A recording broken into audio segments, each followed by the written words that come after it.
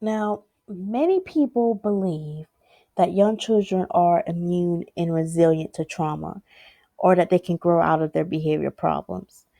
But unfortunately, that is far from the truth. In fact, from birth to five, because it is the most important time of a child's life development, it can really impact how the child will be as an adult if they suffer through trauma or mental disorders that are not checked. So whatever happens in this time frame can stay with them throughout their whole life and their adulthood. Now here I would just like to point out this little chart where it's from ages 2 to 5, and even though it's not as much, it is a lot. I mean, it's over 15% of students that have any diagnosis that's not treated. Now, even though this may not seem like it's a lot, when there's so little help for these children, it can really be a big difference. And right now, it's a big difference because there's hardly any help for them. Now, treating these can be a serious problem because there's so little information, so little programs for early childhood mental health.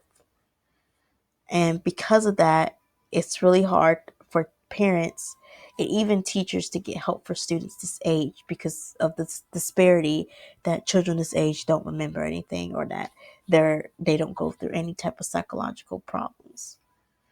If children are able to really get the help they need to overcome these early childhood trauma burdens, then it's really going to benefit them. It's really going to benefit them greatly in becoming, it's, I'm sorry.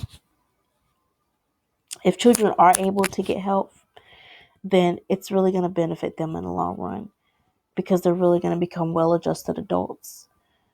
And that is why it's so important to have early education and early childhood mental health programs, because of situations like this where children may become more or less harmful to themselves and others because they weren't able to get the help that they truly need.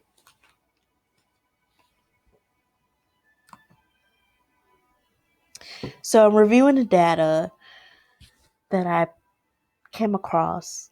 I really would love Sandhills Children's Center to lead by example for other daycare and early childhood school centers to follow along on this issue. In order to really put our school program into action, we really first must team up with other professionals such as therapists, different types of teachers, and etc.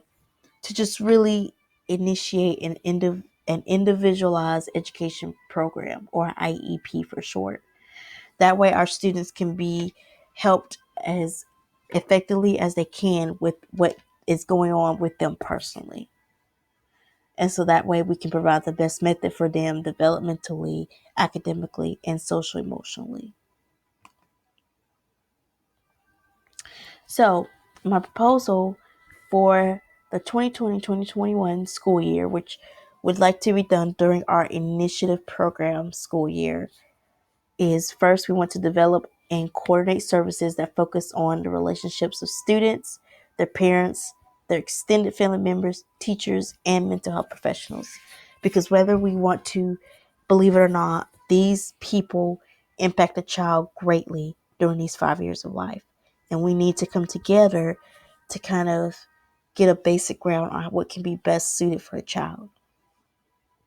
We also want to advocate for parents and local community members about early screening for infants and toddlers to help them detect mental behavior health problems earlier on, so that as they get older, it's easier for them to handle, as well as easier for the children to get a grasp on.